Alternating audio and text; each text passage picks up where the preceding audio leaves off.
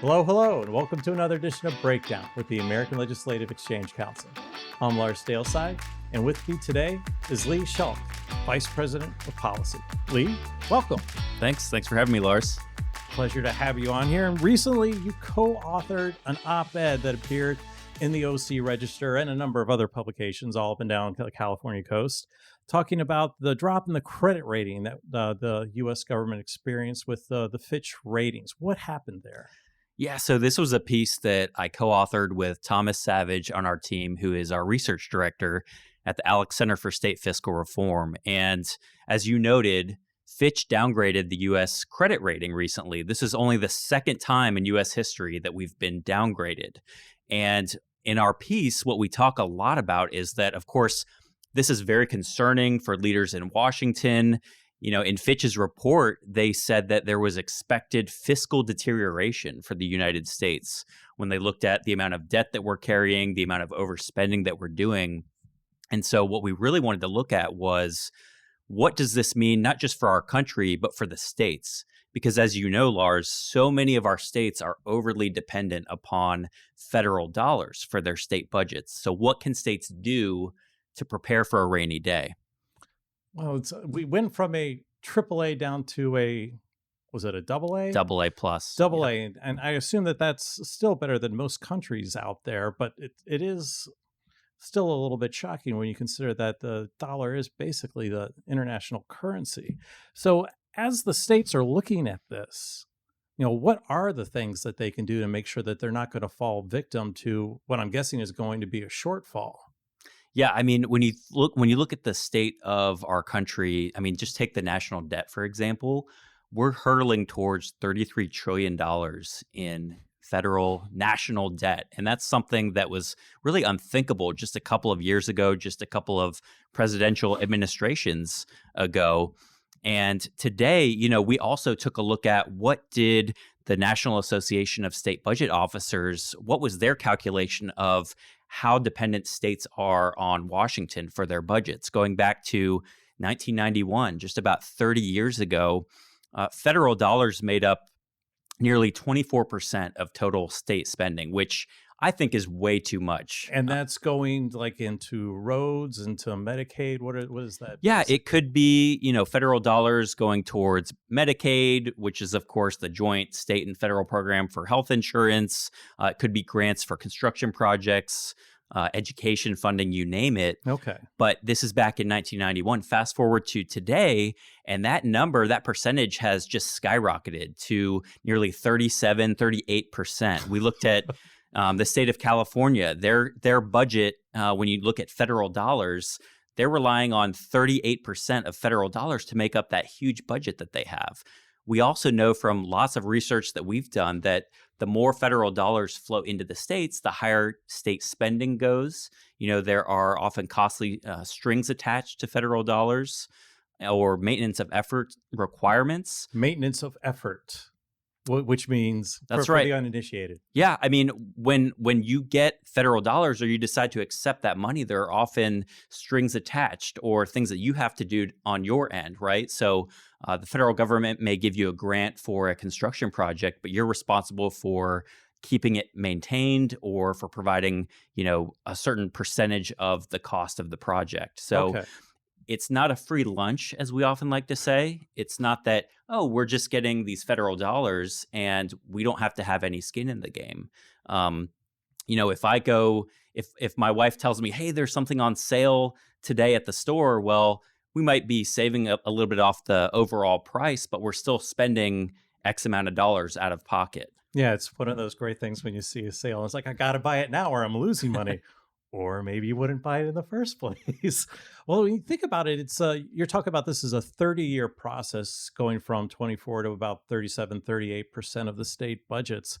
It's like the classic old tale of the frog sitting in a pot, the slowly turning up the temperature. It's going hotter and hotter to its own detriment without actually moving.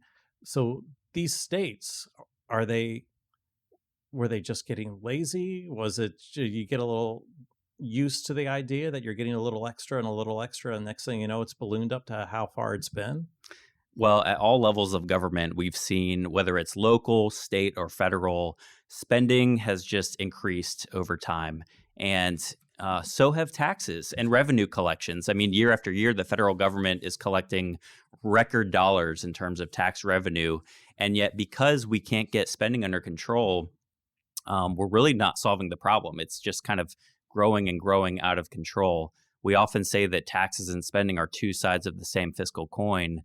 But in our op ed, I think what really is cause for concern and what we wanted to point out was if the US credit rating has been downgraded, there could be a storm on the horizon when it comes to budget fights in Washington, D.C., and what comes as a result of that. Could it be that federal funding to the states is somehow slashed or trimmed along the way? And for states that really depend on these federal dollars, as we talked about, you're getting 35% of your state budget is really just federal dollars coming into your state. What happens when those federal dollars go away and all of your constituents and the people of your state are used to relying on whatever those programs were that those dollars were going towards? What do states, how can they prepare for that rainy day when those federal funds possibly dry up? Well, I assume there are some states at least that have taken steps to ensure that when the rainy day comes, that they're not going to be left out there, not having any sort of recourse. One example that we love to point to is in Washington State, and this is going back to 2003, 2004. At the time, Gary Locke was the governor of the state of Washington. He was a Democratic governor. He had a bipartisan legislature. He later went on to serve in the Obama administration. But Washington State back then was facing a $2.4 billion budget gap.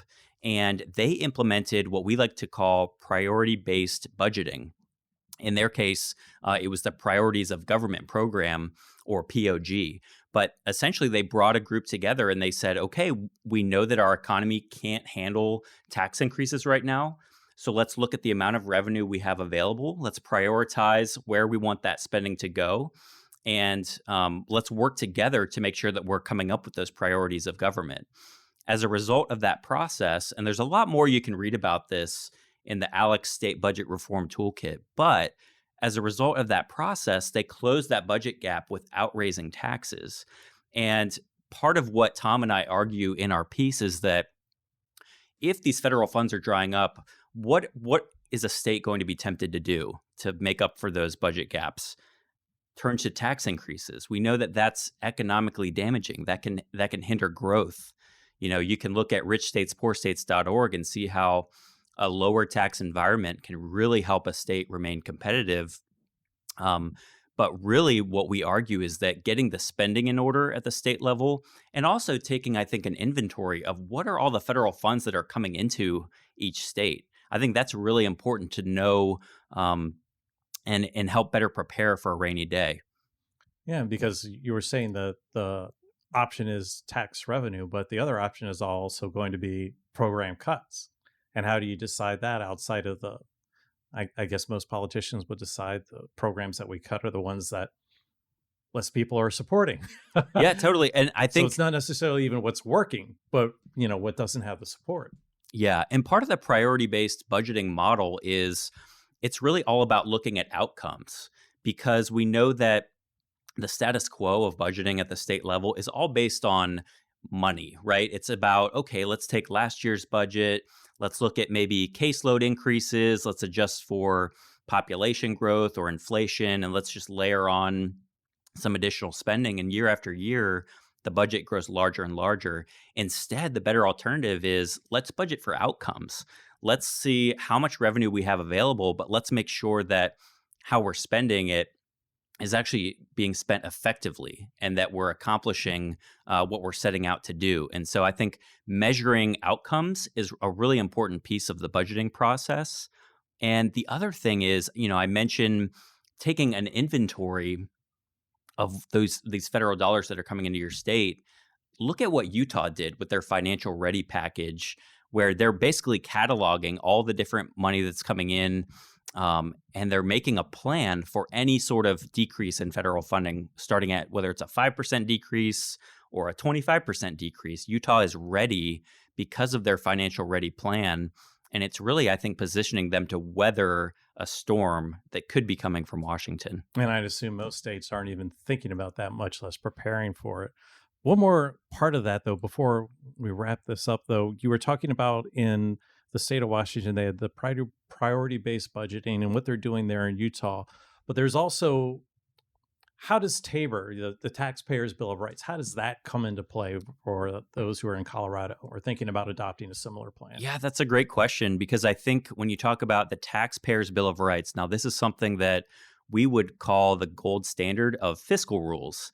In Colorado's case, this fiscal rule, Tabor, is something that has really helped control spending and taxation in the state of Colorado over the past 30 years.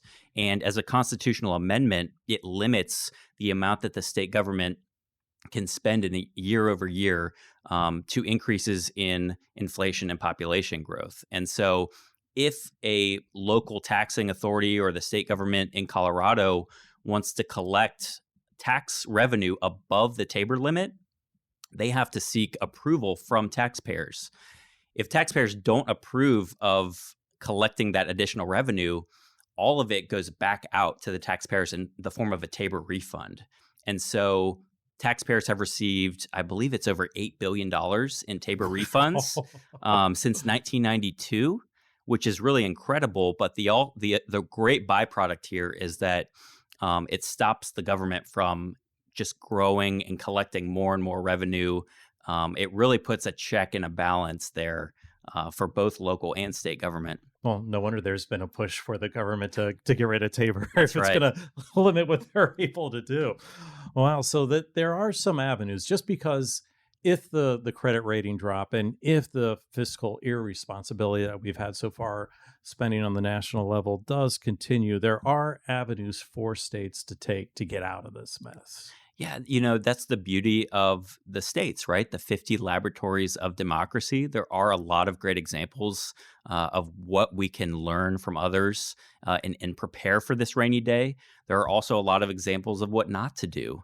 New York, I often point to the fact that they have a similar population size as Florida, both around 20 million residents, and yet New York, in their budget, it has now grown to 230 some odd $billion in the latest budget cycle, which is double the size of Florida's state budget. That means they're spending twice as much money per resident.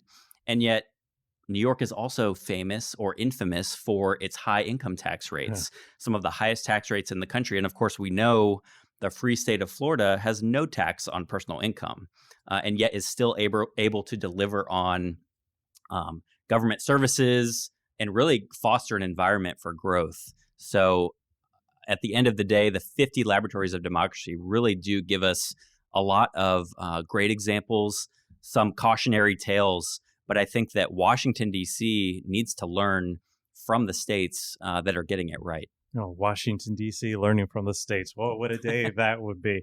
Well, with the lessons of what to do, what not to do, and what some states should fear if the federal government keeps on going down this road of the overspending there.